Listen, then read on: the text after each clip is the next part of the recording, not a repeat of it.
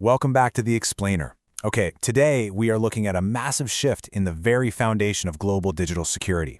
We're going to unpack some fascinating notes and presentations from the July 2026 Government Industry Dialogue side meeting.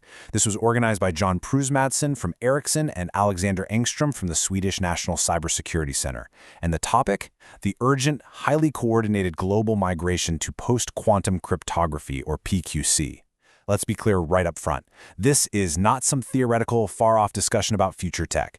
This is a very real, very present operation happening right now to secure the entire global internet against the quantum threat.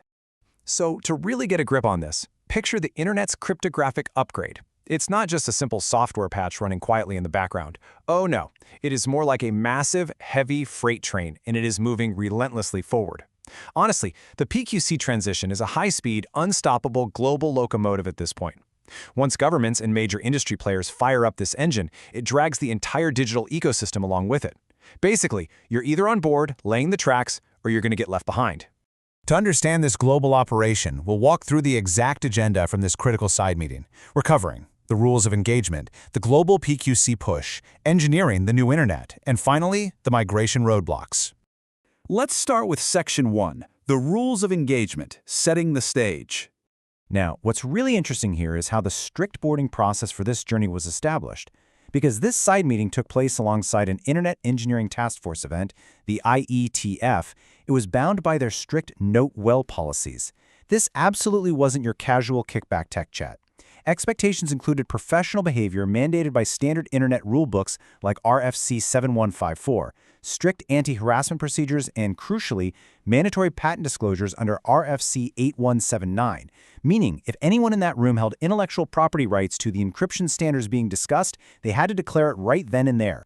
It really shows you just how serious and legally binding the environment is when you are, quite literally, re-engineering the security of the modern world.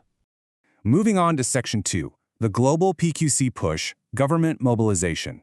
Let's look at the fuel driving this massive locomotive forward. Regardless of geography, major world powers are mobilizing at the exact same time. We're seeing synchronized global mandates popping up everywhere. In North America, the White House and the Pentagon have issued memos to aggressively accelerate PQC migration. Over in Europe, the UK, and Canada, they've published comprehensive roadmaps and strict timelines. And their target? A full migration by the year 2030. Meanwhile, over in Asia, we're seeing the launch of the China Next Generation Cryptography program, which is aiming for advanced PQC readiness. What we are witnessing is just unprecedented alignment. Governments are laying down the tracks, and they're setting a hard 2030 deadline for the rest of the world to ride on them. Which brings us to Section 3, engineering the new internet, standardization and deployment. So the crucial point here is how these high-level government mandates actually translate into real-world engineering. On one side, we've got the architects. The National Institute of Standards and Technology, NIST, is rapidly progressing with standards like FIPS 26, 27, and SLHDSA. Alongside them, international groups like ISO have standardized Frotochem and Classic Make-A-Lease, and CNSA 2.0 is moving forward too. They are in the lab designing the new armor. But, a blueprint is nothing without construction. So on the other side, we have the builders. Organizations like the IETF are actively integrating these exact PQC standards right into our core internet protocols.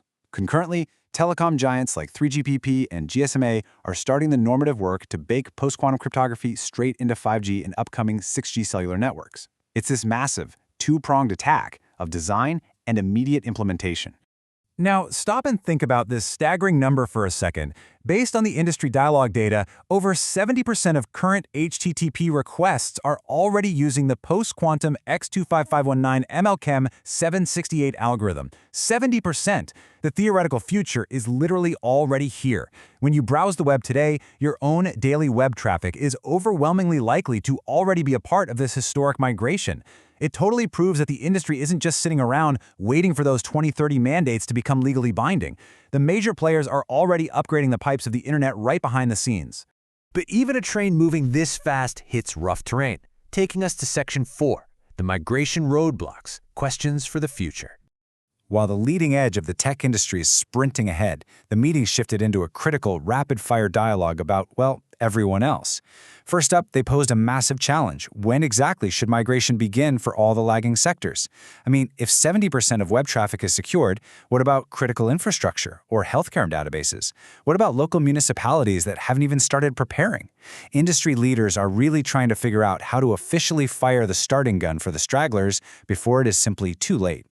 Building on that tension, a vital debate emerges. At what exact moment do these global roadmaps shift from being strong recommendations to absolute legal mandates? Right now, we've got memorandums and targets, like that 2030 date. But industry leaders need to know when the hammer actually falls. When will failure to be quantum-resistant result in hefty fines, with a loss of government contracts, or even being cut off from networks entirely? For corporate compliance officers around the globe, this is absolutely the million-dollar question. They also grappled with the stubborn reality of legacy systems, asking, will there be any exceptions to the mandate? Just think about satellites that are already in orbit, or deep-sea sensors, or decades-old industrial control systems running our power grids, stuff that simply cannot be updated with heavy new cryptographic software. The attendees had to honestly question whether specific sectors or legacy hardware will be granted a permanent pass, and more importantly, what kind of risk that leaves the rest of the network exposed to. I want to leave you with this final, provocative thought directly from the summit. The practical web is planning to deploy hybrid post-quantum approaches, like mixing ML-CAM with standalone ML-DSA, and these don't perfectly align with all the current government playbooks. So the ultimate question is this. As the builders of the internet evolve their deployment models faster than policymakers can draft them, will governments actually be forced to rewrite their own rules just to keep this massive train on the tracks? It is a fascinating look at the push and pull between policy and reality.